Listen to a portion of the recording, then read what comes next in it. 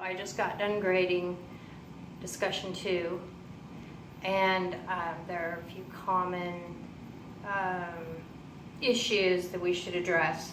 So the question was, who had the power to cause the conflictual relationships between economic behavior and nature that caused the Dust Bowl, and who had the power to correct them?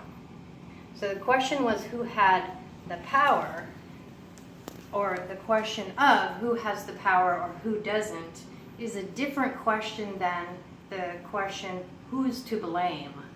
And a lot of people looked at the question that was posed and interpreted it as who's to blame. We can be to blame for something that we do or fail to do because we don't have enough power. So an example, I guess, that I could think of is if you're driving down the street and a dog runs out and you slam on the brakes and your brakes don't work, I guess you're to blame for running over the poor dog, right? But did you have the power to avoid it, right? So it's not necessarily the best analogy, but it's what I could come up with.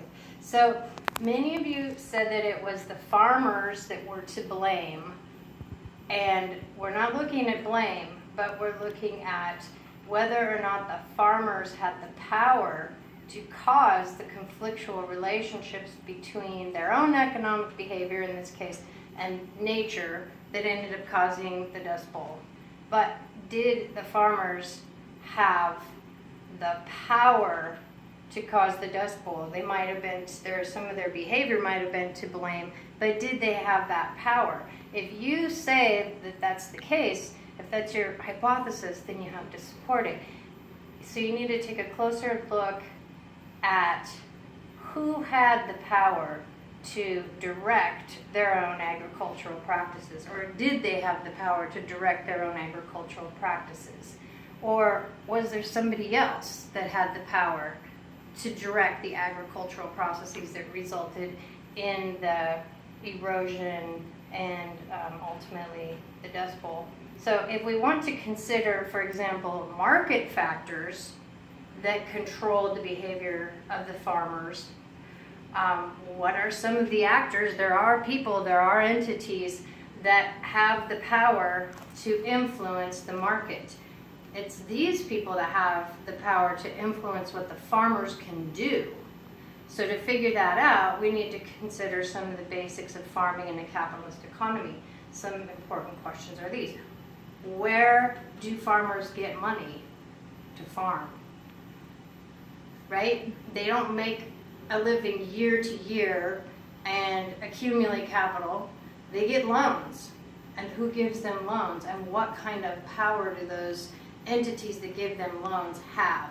Do those entities have power to cause environmental degradation? Who pays the farmers for their grain, and who sets the price of grain? There are entities out there that set prices. There are commodities markets. People buy and sell futures for agricultural commodities, and wheat is a commodity. Who controls those markets? Who benefits? Who loses? Those are the questions that you have to ask when you're looking at relations of power. And it's just simple things. Where do these farmers get their equipment? If their equipment is harmful, if their practices are harmful to soil, they're using equipment that is problematic. Where are they getting the equipment? Who's selling them the equipment? Do the equipment manufacturers care about soil erosion? If they did, would they have power to change the outcomes?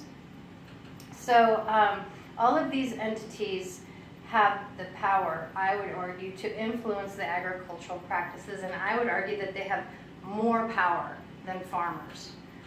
And then the other part of the question was, who had the power to correct the relations between human economic activity and nature? A lot of you pointed to the president at the time, Roosevelt. Actually, Roosevelt had enough power to create the Soil Conservation Service, but it was an executive branch agency. It came into being under Roosevelt, but how and why? What actors had enough political power to help make that happen? So these are some of the questions that I'm asking you to consider. Look a little closer into those discussion questions and think about these relations of power. Thank you.